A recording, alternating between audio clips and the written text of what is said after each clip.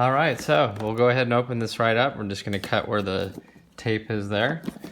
And on the back side, slide this out. Okay, so inside, very well packaged, by the way. You have your instruction manual, and the instructions are very good if you want to follow them. And then, if not, just watch the video. Then you have different face shields to choose from, different colors. I'm going with the white one right now for this one.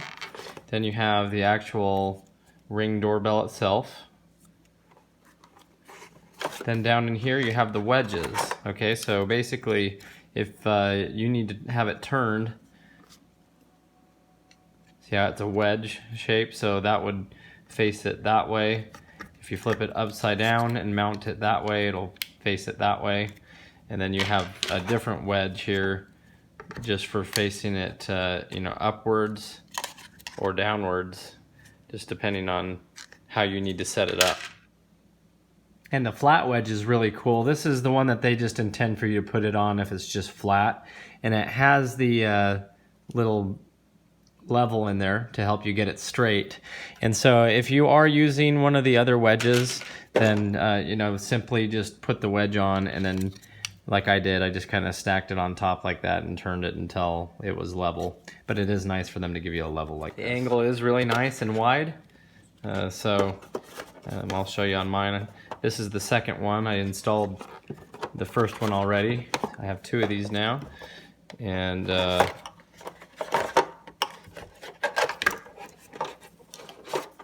so the wide angle is pretty good. It almost didn't even need the wedge for my front door. Inside, these are the tools that it comes with. Okay, so it has this piece which you're going to mount inside your existing door ringer in your hallway. It has an extension piece in case your wires are not long enough out on your porch. Or sorry, that would be this one. It has an extension piece here in case the wires are not long enough out on your porch. And then it just has more extensions. Okay, it gives you different hardware to choose from. As you'll see in the video, I basically just reused the screws that were already in the house. If you have brick or stucco, it gives you a supplied drill bit, and you'll just drill into the stucco or the brick where you need it to go. You'll slide these in to that hole, and then when you put the screw in, it expands and holds it in place. It also gives you a screwdriver here. On one side, it's your traditional Phillips screw, and then on the other side, it's the Torx, which is basically like a multi-head screw. And I use that one in the very bottom at the end of the installation. So we're going to go ahead and start installing this and just do it step by step.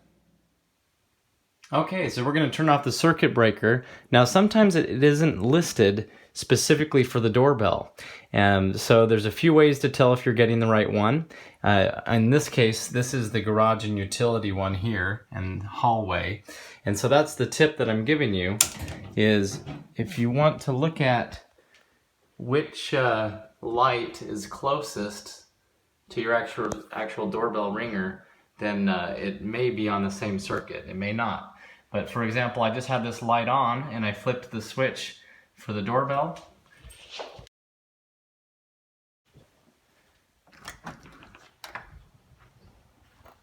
Okay, and so you can see this is not illuminated anymore. And when you ring it, nothing happens. Next, you'll want to get on a ladder and come up to the actual doorbell chime. These usually just pull straight off. On this one, if I pulled towards the bottom first, it kind of helped. But just remove the cover. Okay, so we're going to be looking for front and trans, the transformer. So those are the two that we're going to be using. So now we're going to install the Pro Power Kit, and it goes on the doorbell chime. So now, using the supplied screwdriver that they give you, we're going to remove the front and transformer screws, and we're not going to remove them all the way. We're just going to loosen them enough to slide the fork, these little forks, under each of them. Okay, so we slid one in. Now I loosen this screw, just to show you in person here. And we're just sliding that right behind it, and then we're just gonna tighten that screw down. Okay, next remove the sticky tape off the back here, and now we're just gonna stick it right here on the side of the plastic here, and we're set. Okay, so you do want to do your best to make sure that, if possible, none of these wires are touching any of these other terminals. So as you can see, this has been tightened down to where that's out of the way, this wire's out of the way, nothing should be touching anything else. Next, go ahead and remove the original door screws here. So now you're going to decide what kind of angle you want for the doorbell. So you can pick a wedged shape one, and once again flip that upside down for the other angle. The flat one, or the wedge to go up and down, depending on which way you put that on. And we'll just install the actual doorbell onto those for the right angle that you want. Okay, so I just removed the doorbell from these two wires, and those are the two wires we'll be reusing. So you want the mounting surface as flat as possible. So if you can get a pair of cutters like this and just kind of cut into the stucco or whatever material you have, you just want to smooth it out the best that you can so that it ends up being nice and flush with no holes in the back. I have a file as well that came in handy. So next you just want to run the wires through the bracket so that they're going through it. Okay, so I just pretty much replaced the top screw with the one that came out. And then on the bottom, I have added that one as well, just the one that came out of the house. You can do that if you want. And so now that we've got them in here, they're still both loose to where they can move. So we're gonna go ahead and put our level on here for the stock faceplate if you're putting it on flat. And then we're just gonna turn this until it levels out right perfect. Okay, so we got that pretty well centered, so now we'll just tighten those down. So next you just want to take the cover off by pushing down like that and just remove the cover. And we'll take the actual doorbell now and go install it. And we're going to be using just two of the screws that hold it on there. So now on the back side of the ring, we're just going to loosen these screws.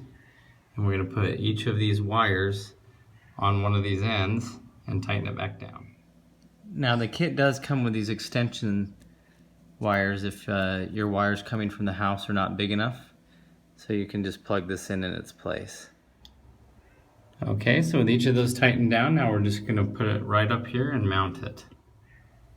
I like it so the wires spread as you put them in so they'll never contact each other. Okay, so now I'm using the screws that have the rubber little grommet on the end of them. And we're just screwing it in here and then down there. Okay, next just remove the film. It's in two pieces. And then you'll be placing your desired cover on. And these are so easy to pop on and off. So we'll just try the white one on to see how that looks. See if that looks classy. Okay, so now we'll put power back on. And we'll come check all of this. Make sure it's good. Okay, go ahead and just put your cover back on. Once again, they usually just slide straight on, pretty easy. So from here, it's pretty simple. You're just going to go to the App Store, and that's on your phone, and you're going to find the Ring app. So when you type in Ring at the top, it should be this one that says Ring Always Home. So you'll go ahead and load that onto your phone. And something it asks you to do is turn the power off, but interestingly enough, the instructions don't say to turn it on. So when it asks you for Wi-Fi, that's when you want to turn your breaker back on. So, and then you'll go into your settings. And once again, it's very step-by-step. You'll just follow it. And you're going to click on Wi-Fi. So see how mine is Foxhound? So you click on your Wi-Fi, and it has a whole list, and Ring will show up as long as your power is turned back on. Then just follow the prompts. After that, just put your screw back into the bottom, and that'll secure the cover, and you're done. So here's what it looks like. As you can see, the angle on this one, I did have the wedge over to the left a little bit, but it turned out really good. So really excited. So thanks for watching, and hopefully this was a helpful video for you. If you enjoyed it, then like and subscribe, and put any questions you have in the comments. Thanks, guys.